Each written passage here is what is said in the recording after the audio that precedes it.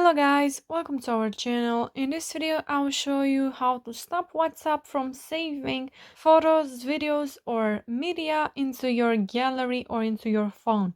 So let's go ahead and do that. So in order to disable this, we have to go on our WhatsApp app.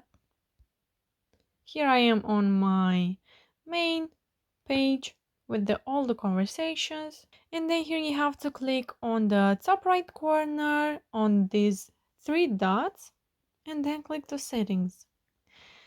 And right here you have to click on storage and data, and then here, as you can see, we have when using mobile data when connected on Wi-Fi. So click on when using mobile data, and you have to uncheck the photos, audio, videos, and documents.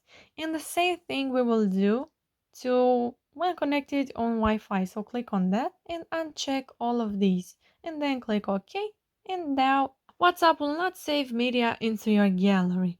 So that's it guys. I hope you liked this video and I hope it was helpful for you. If it was, you can smash the like button, and you can also subscribe to our channel and comment down below your thoughts. Thank you so much for watching. Have a great day. Bye bye.